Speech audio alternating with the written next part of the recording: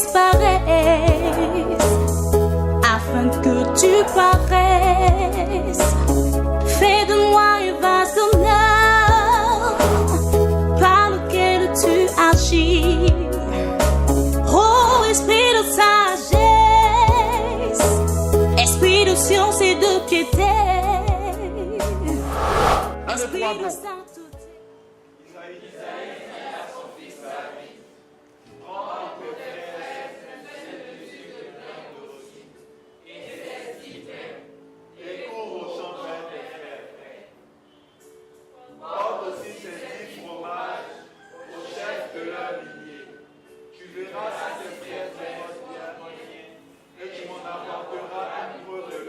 Parole du Seigneur notre Dieu.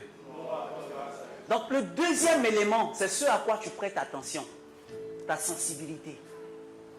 Vous voyez, David, son père lui a dit, tes frères sont allés en guerre.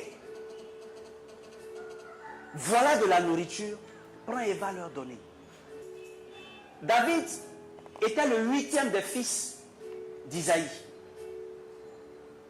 Et en Israël, le chiffre 8, ce n'est pas un bon chiffre. C'est un chiffre de malédiction, c'est un chiffre de déséquilibre.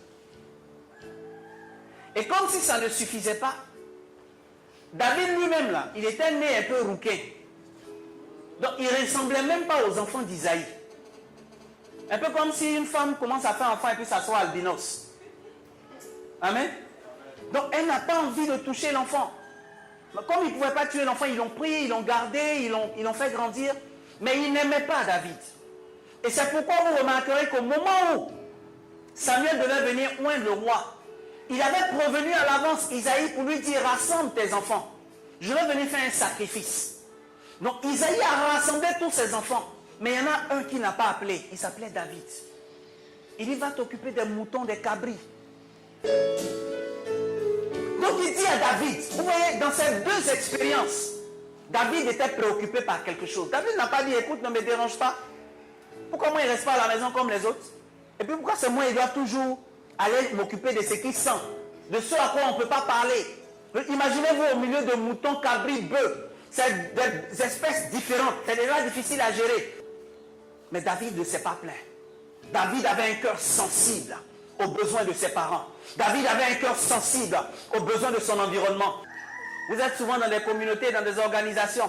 C'est toujours moi on fatigue pour faire ça. C'est toujours moi on fait ci. C'est toujours moi on fait ça. Hey! Ha ha ha! C'est sur le chemin du service qu'on rencontre l'accomplissement de sa destinée. David, il s'est levé, il a pris, il est parti voir ses frères, sensible à ce qu'ils allaient devenir. C'est quand il est arrivé là qu'il s'est rendu compte que, ah donc, il y avait un Goliath, alléluia.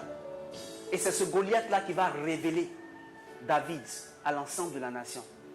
Quand il a abattu Goliath, alléluia, tout le peuple d'Israël était maintenant au courant que Saül avait un successeur, alléluia. Tout le peuple savait. Les gens avaient commencé à chanter. Et c'est d'ailleurs la raison pour laquelle Saül avait commencé à jalouser David et voulait chercher à le tuer. Donc la deuxième étape, c'est de se préoccuper des gens. Si tu dis, je vais développer un jeu vidéo chrétien, tu fais un calcul dans ta tête. Je fais l'application et je rends l'application seulement à 500 francs CFA. Je la fais en français, en anglais, en arabe, en chinois. Il y a quoi encore? Les langues les plus parlées. Et puis espagnol, j'ai fait ça. Dans le monde entier, il y a au moins 1 million de personnes qui vont me prendre ça. 500 francs CFA, ça fait combien? Multiplié par 1 million de téléchargements, ça fait combien? 500 millions. Si tu fais un calcul comme ça, là, tu penses que tu vas devenir riche, mais tu ne seras jamais riche. Parce que ce qui t'intéresse tout de suite, c'est quoi? C'est l'argent.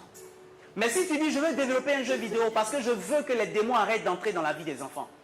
Mais je vais développer un jeu vidéo dans lequel la vie des enfants seront en train d'apprendre les anges. Ah, ils vont apprendre qu'un ange s'appelle Michel ou Michael. C'est un ange de combat spirituel. Ils vont apprendre qu'il y a un ange qui s'appelle Gabriel. Que ça, c'est un gars qui envoie les messages de Dieu. Ils vont apprendre qu'il y a un ange qui s'appelle Raphaël. C'est un ange de guérison et de délivrance. Si tu fais jouer de tels jeux vidéo à un enfant depuis son bas âge, quand il grandit et qu'il est confronté à des réalités dans la vie, Il sait qu'il y a un ange qui doit venir intervenir dans sa vie. Il sait qu'il y a un saint qui doit intervenir en sa faveur. Quand tu entends de réfléchir à de telles choses, le Seigneur est assis là-bas et puis dit, ange de la prospérité, est-ce que tu peux l'agresser un peu s'il te plaît? Alléluia. C'est de ça qu'il s'agit. Donc il faut être sensible aux réalités des autres. Donc ta préoccupation, ça doit être quel est le problème que je vais résoudre. Ta préoccupation, ça doit être quelle est la maladie que je vais guérir. Ta préoccupation, ça doit être quelle est la crise que je vais solutionner. C'est le deuxième point pour que Dieu te révèle ta vision et ta destinée. Oh, esprit de sagesse.